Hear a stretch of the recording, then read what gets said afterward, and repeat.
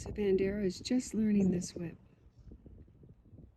And if you don't remember, Bandero is the one that every time he'd get in this round pen would try to leap out, would strike at people. Never thought we'd be able to touch him.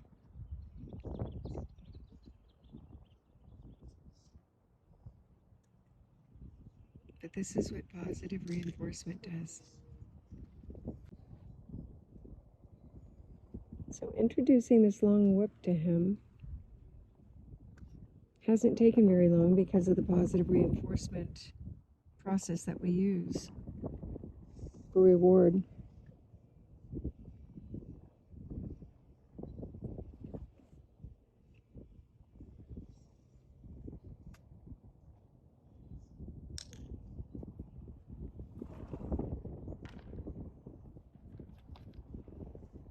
Just 3 or 4 grains of alfalfa pellets. That's all it takes.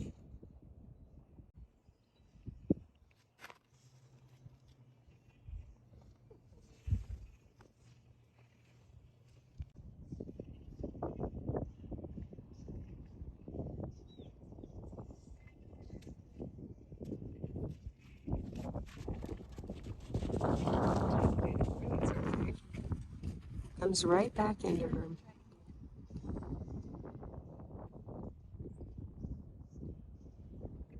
Now, he did not get positive reinforcement for coming back in, because it's telling him he shouldn't have left. But he'll return to that bowl. Hi, I'm India, and I'm going to show you how we use positive reinforcement to desensitize Bandero to this long whip. One of the keys with this kind of training is to let the horse say no.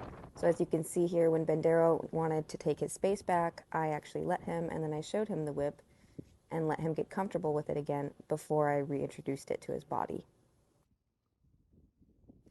I always want my horse to be a part of the conversation and communicate with me how he's feeling, whether it's scared or brave, and I always respect how he's feeling.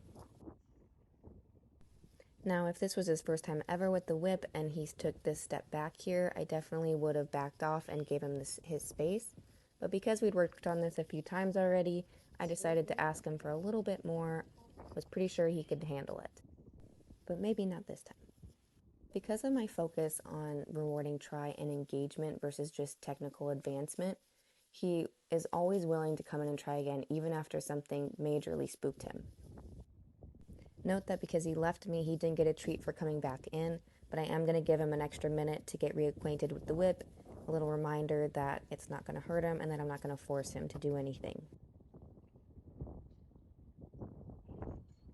Those extra 5, 10, 30 seconds that you give your horse to really check something out can drastically change how they react to it when you want them to interact with it. You can see him lick and chew here as I now put it back on his back, and if I hadn't given him that extra time to really check it out, he probably wouldn't be standing so still right now.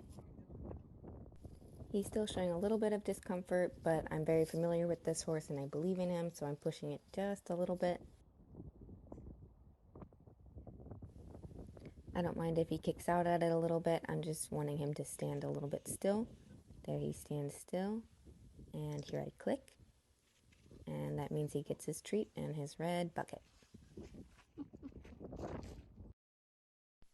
The work from the day before really paid off, and this day he was 10 times more comfortable with the whip.